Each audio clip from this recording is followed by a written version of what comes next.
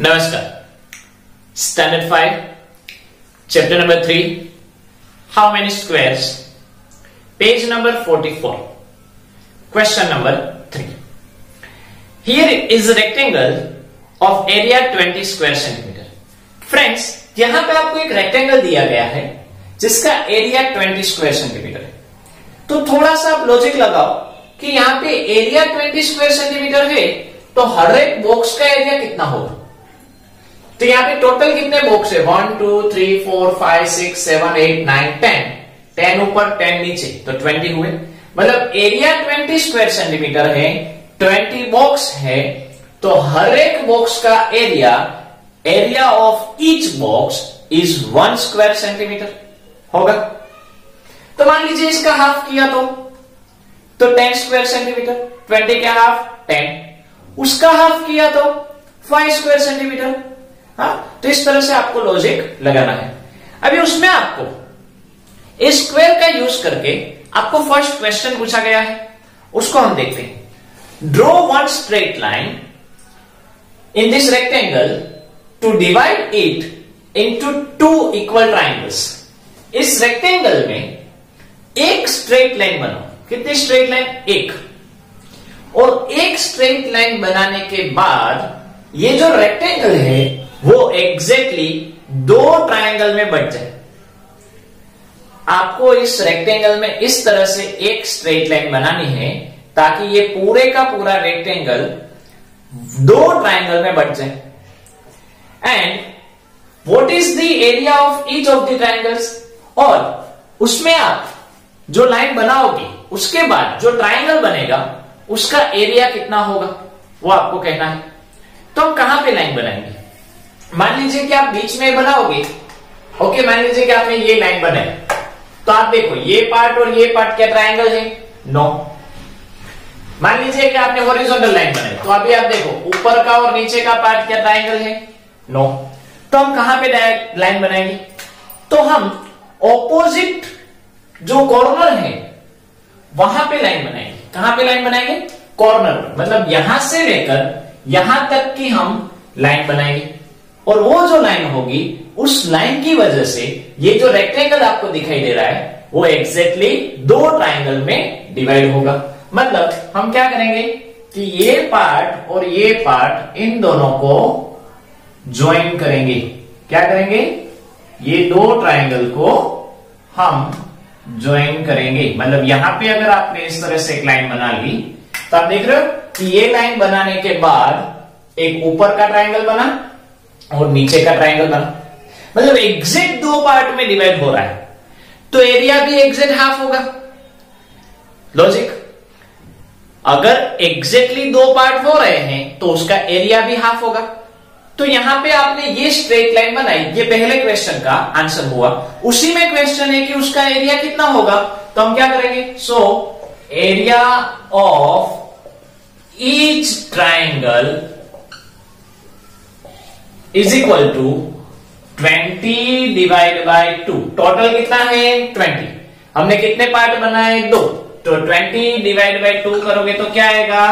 10 square centimetre. Square को हम S Q बोले तो भी चलता है और सेंटीमीटर को तो सीएम बोलते ही हैं। तो हर एक ट्रायंगल का एरिया कितना आया? 10 square centimetre. Clear? Next question. Now B. Draw one straight line in this rectangle to divide it into two equal rectangles. What is the area of each of the smaller rectangles?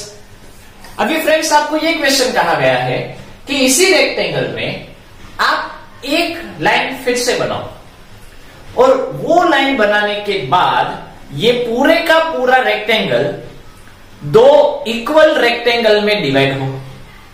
दो rectangle में divide हो तो हम क्या करेंगे?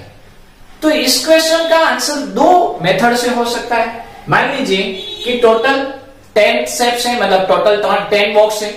तो 1 2 3 4 and 5 box के बाद अगर आपने इस तरह से लाइन बना दी तो एक साइड 10 दूसरी साइड भी 10। मान लीजिए कि आपने यहां से एक वर्टिकल लाइन बना ली तो आप देखो ये साइड और ये साइड दोनों रेक्टेंगल हो गए और दोनों इक्वल हो गए।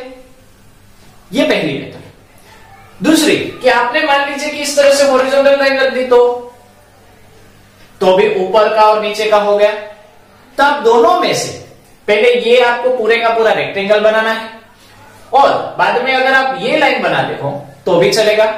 आपने यहां से हॉरिजॉन्टल लाइन बनाई, मान लीजिए कि यहां से आपने थोड़ा सा बाहर से आपको आगे बढ़ना है, इस तरह से आपने लाइन बनाई तो भी चलेगा, दोनों बनाओगे तो भी चलेगा। ओके, तो आप इस तरह से एक स्ट्रेट लाइन बनाने के बाद पूरे के पूरे रेक्टेंगल को दो रेक्टेंगल में डिवाइड कर सकते हो।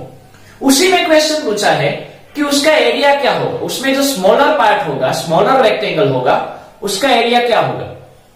तो फ्रेंड्स यहाँ पे स्मॉलर और बिगर तो हो ही नहीं रहा है, दोनों इक्वल पार्ट में ही डिवाइड हो रहे हैं। तो हम क्या लिखेंगे, here area of each rectangle is equal to, दो पार्ट में बट रहा है तो 20 divide by 10, 2 is equal to 2 square centimetre. Same जो आगे हमने लिखा था वही आंसर आएगा। आगे में क्या था कि एक स्ट्रेट लाइन बनाकर दो ट्रायंगल में डिवाइड करना था, इसमें एक स्ट्रेट लाइन बनाकर दो रेक्टेंगल में डिवाइड करना है, तो दोनों का एरिया सेम आया।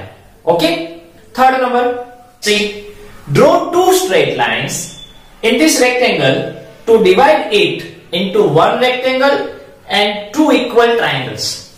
यहां पे फ्रेंड्स आपको क्या करना है कि इसमें आपको इस तरह से दो स्ट्रेट लाइन बनानी है कि उसमें एक रेक्टेंगल बने और दो ट्रायंगल बने। तो पहले हम देखते हैं कि हम यहां से बीच में से अगर डिवाइड करें तो बीच में से हमने ये डिवाइड किया तो क्या हुआ, ये हुआ, मतलब देखो ये एक साइड का रेक्टेंगल बन गया। पहली स्ट्रेट लाइन बनाने के बाद हमको एक साइड का रेक्टेंगल मिल गया। तो कितना रेक्टेंगल का एरिया होगा, हमने एग्जैक्टली दो पार्ट में डिवाइड किया, 20 है तो 10 एंड 10 हो गए, मतलब इस पार्ट का हम काउंट करें तो कितना हुआ 10 और इस पार्ट का काउंट करें तो कितना हुआ 10। अभी दूसरी स्ट्रेट लाइन बनाओ कि जिसकी वजह से जो दूसरा रेक्टेंगल बन रहा है वो दो ट्रायंगल में बच जाए। तो जैसे हमने फर्स्ट क्वेश्चन किया था वैसे ही कि अगर यहां से हम एक स्ट्रेट लाइन बना दें, यहां से अगर हम एक स्ट्रेट लाइन बना दें तो देखो अभी ये रेक्टेंगल है वो दो ट्रायंगल में बट रहा है, फर्स्ट ऊपर का और नीचे का। तो हमने देखो दो लाइन ही बनाई, फर्स्ट लाइन बनाई उसकी वजह से रेक्टेंगल बने, दूसरी लाइन बनाई जिसकी वजह से ट्रायंगल बने। अभी देखो ये जो रेक्टेंगल है उसका एरिया कितना आया 10, ये दूसरा जो रेक्टेंगल बना था उसका भी एरिया कितना आया था 10। अभी इस रेक्टेंगल को हम दो पार्ट में डिवाइड कर रहे हैं तो ट्रायंगल का एरिया कितना होगा, फिर से हाफ हाफ हो जाएंगे, 5 एंड 5 मतलब 5 तो टोटल 10 हो गए, ये 10 तो 10 एंड 10 20 हो गए। ओके, तो आपको दो क्वेश्चन पूछे गए हैं इसमें, find the area of the rectangle. क्या क्वेश्चन है, what is the area of the rectangle. तो पहला है what is the area of the rectangle. अगर हमने लाइन बनाई उसके बाद रेक्टेंगल का एरिया कितना आया तो हम क्या लिखेंगे, area of the rectangle is 20/2 is equal to 10 square centimeter. Okay, दूसरा क्वेश्चन पूछा है what is the area of each of the triangle. क्या है, what is the area of each of the triangle. Triangle का area कितना है, तो triangle का एरिया कितना हो रहा है, area of the area of each of the triangle is 10/2 is equal to 5 square centimeter। कितना हो रहा है 5 square centimeter।